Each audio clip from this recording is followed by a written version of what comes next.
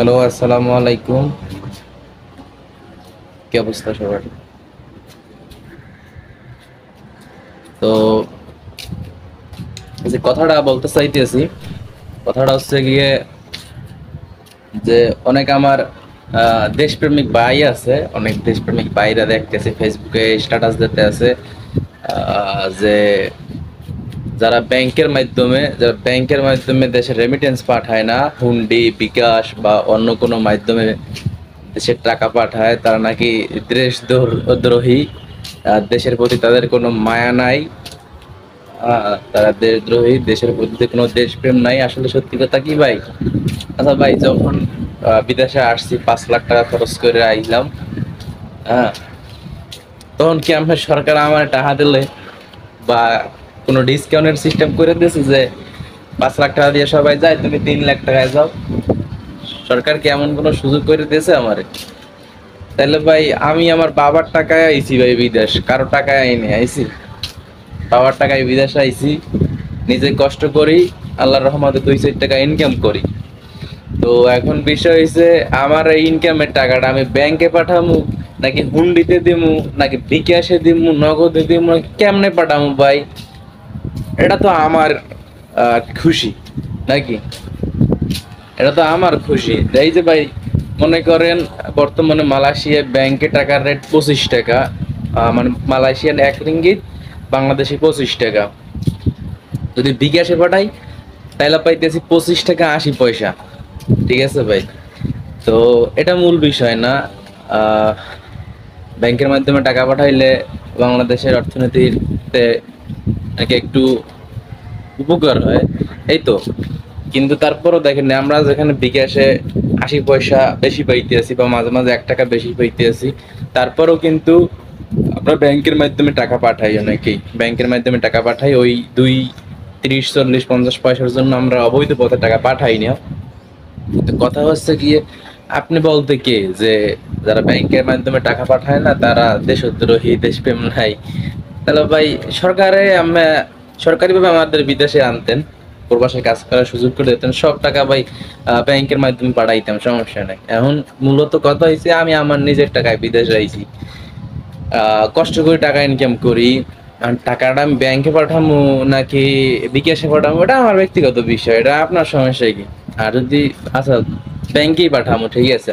আচ্ছা, প্রবাসীদের জন্য কি সুযোগ সুবিধা আছে? কোনো সুযোগ সুবিধা রাখছেন প্রবাসীদের জন্য আপনারা? হ্যাঁ, প্রবাসীদের জন্য কি সুযোগ সুবিধা আছে? আপনার যারা বিআইপি আছে, সরকারি উপর মহলের যারা লোক আছে, সরকারি জব করে, বা বিআইপি যারা আছে এয়ারপোর্ট, এদের জন্য স্পেশাল গেট আছে, ভিআইপি গেট।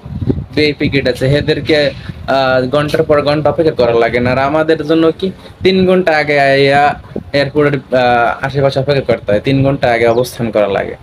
আর কাদের সুযোগ সুবিধা দেন ভাই? যারা আপনার অর্থনীতিতে আহ, অর্থনীতি সচল রাখতে আছে এদেরকে গুরুত্ব দেন, নাকি যারা আপনার দেশের টাকা বিদেশে পাচার করে এদেরকে বেশি গুরুত্ব দেন ভাই? আপনার ন্যূনতম যদি মাথায় জ্ঞান থাকে, তাহলে এই জিনিসটা আপনার বোঝা উচিত। দেখেন যে প্রবাসীরা কিন্তু বাংলাদেশে টাকা পাঠায়, বাংলাদেশ থেকে টাকা আনে না, বাংলাদেশ টাকা পাঠায়, অর্থনীতির জায়গাকে সচল রাখে। আর যারা দেশে আছে অনেকে, যারা মনে করেন, যারা এই কথার সাথে একমত যে টাকা কেন আমরা ব্যাংকে পাঠাই না, দেখেন হাজার হাজার কোটি টাকা কিন্তু তারা বিদেশে পাচার করতে আছে। যারা বিদেশে হাজার হাজার কোটি টাকা পাচার করতে আছে, এদের জন্যই কিন্তু আবার ভিআইপি সুযোগ সুবিধা আছে। ভিআইপি সুযোগ সুবিধা আছে বলতে কি, তারা যে কোনো মুহূর্তে মনে করেন যে ফ্লাইট ছাড়ার কিছুক্ষণ আগে ঢুকলেও সমস্যা নেই। আর আমরা যারা প্রবাসী, বিশেষ করে প্রবাস যারা আসা যাওয়া করে, কি 3 ঘন্টা আগে আপনার মনে করেন যে এয়ারপোর্টে যাওয়া লাগে। এরপর নানান সমস্যা, আপনি কি আনলেন না আনলেন, ব্যাগ লাগেজ ঠিক মতন কি করলেন না করলেন, এদের সমস্যা কি নেন, এত কি সমস্যা, নানান সমস্যার কোনো শেষ নেই। তাহলে ভাই, প্রবাসীরা কি ব্যাংকের মাধ্যমে টাকা পাঠাইবে না? হেগো কোনো সুযোগ সুবিধা আপনারা দেন না, হেগো সুবিধার জন্য তো হেরা ব্যাংকে টাকা দেবে না।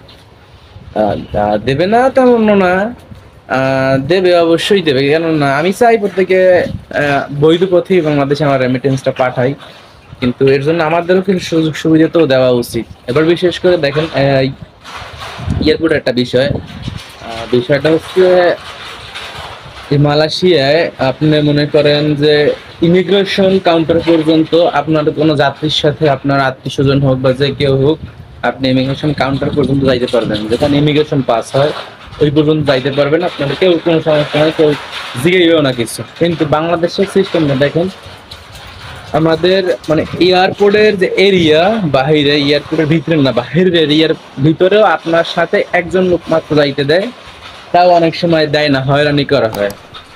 এরপর আবার অনেকে মনে করেন আত্মীয় হোক, ভাই ব্রাদার বাপ যাই হোক, সবাই চায় একটু তার কাছ থেকে তাদের বিদায় দিতে।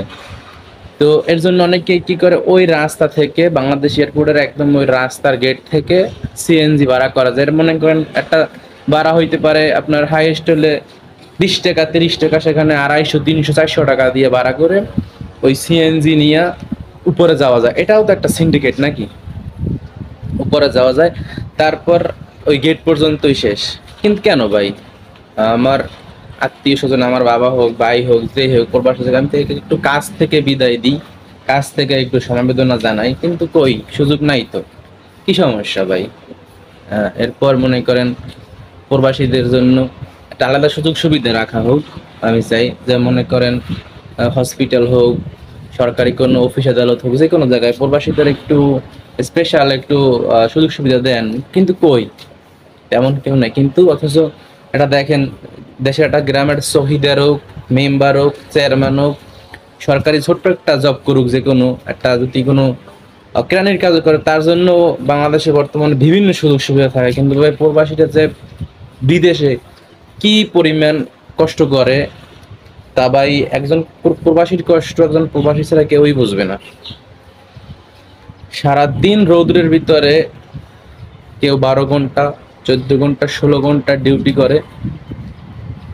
ভাই প্রবাসীর কষ্ট প্রবাসী ছাড়া কেউ বুঝবে না। এর জন্যই হয়তো বা আপনারা প্রবাসীর জন্য কোনো সুযোগ সুবিধা রাখেন না, হয়তো বা কাম মনে করেন হয়তো কামলার জন্য আর কি সুযোগ সুবিধা, কিন্তু ভাই প্রবাসীরা কামলা না।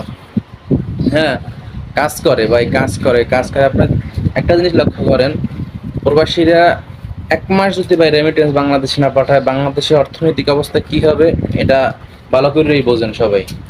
তো আমার ভাই বন্ধু আপনাদের কইতেছি, যারা আর কি ফেসবুকে মানবিকতা দেখেন না, দেশপ্রেম দেখান ফেসবুকে, যে আমরা সবাই ব্যাংকের মাধ্যমে টাকা পাঠামো, ব্যাংকের ছাড়া যারা অবৈধ পথে টাকা পাঠায় তারা তাদের জন্য তাদের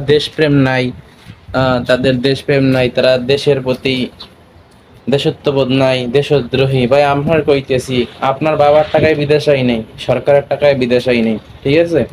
আমার বাবার টাকায় আমি বিদেশ আইছি, টাকা ব্যাংকে পাঠামু না টাকা নিজের কাছে রাখবো, নাকি হুন্ডিতে দিমু, নাকি বিকাশে দেমু, এটা আমার একান্ত ব্যক্তিগত বিষয়। এ বিষয়ে আপনারা কেউ নাক গলাইয়েন না, ঠিক আছে? আর দেশপ্রেম ফেসবুকে না ভাই, দেশপ্রেম পারলে কিছু করে দেখান দেশের জন্য, ঠিক আছে? আল্লাহ হাফেজ।